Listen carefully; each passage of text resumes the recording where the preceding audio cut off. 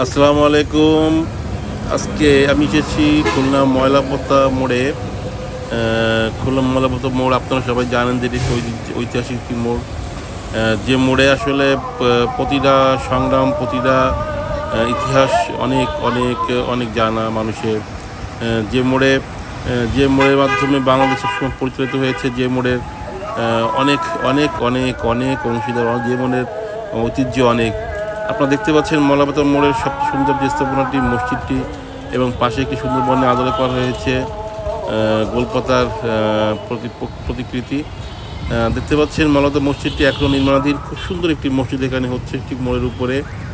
তো এখন আপনারা তাদেরকে দেখাচ্ছি আমি মসজিদ প্লাস সুন্দরবনের আকৃতিতে যেটা করা হয়েছে, গোলপাতা যে মাঝখানে স্থাপন করা হয়েছে আপনারা সেটা দেখতে পাচ্ছেন।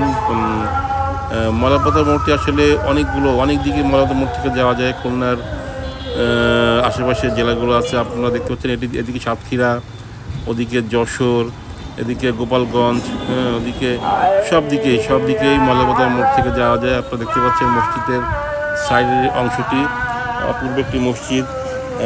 ভৈরব নদীর তীরে খুলনা অবস্থিত। এই খুলনার ভিতরে যে মোড় কয়েকটি আছে, সবচেয়ে সুন্দর এবং আকর্ষণীয় মোড় হচ্ছে ময়লাপোতা মোড়টি। আপনারা দেখতে পাচ্ছেন ময়লাপোতা মোড়ে সিটি মেডিকেল কলেজ, যেটি দক্ষিণবঙ্গের সেরা মেডিকেল কলেজ। এখানে অনেক সকল রোগের চিকিৎসা এখানে হয় এবং খুব পরিচ্ছন্ন একটি হসপিটালিটি। পাশাপাশি আপনারা দেখতে পাচ্ছেন এখানে মসজিদ তো আছেই, দেখছেন মসজিদ সামনের অংশটিকে আপনাদের দেখাচ্ছি। শুক্রবার মুসলিমরা যাচ্ছে এখানে নামাজ পড়তে। অপূর্ব পরিবেশ এখানে আজকের। এছাড়া আছে গোশপট্টি, দেখতে পাচ্ছেন আপনার ওই যে সাইডে দেখাচ্ছে আপনাদের, দেখো এখানে গোশপট্টি আছে। এখানে অনেক গরুর গোশ বিক্রি হয় এখানে। এবং পাশাপাশি আপনাদেরকে এখন যে দেখাচ্ছি সেটা হচ্ছে ৬০ গম্বুজ মসজিদ। এই মসজিদটি বাগেরহাটের ৬০ গম্বুজ মসজিদের আদলে এটি করা হয়েছে খুলনা শহরে শোভাবর্ধন করার জন্য, যেটি ময়লাপোতা মোড়ে অবস্থিত। তো আসলে ময়লাপোতা মোড় বলতে গেলে এক অপূর্ব নান্দী সৌন্দর্যের মোড় ময়লাপোতা।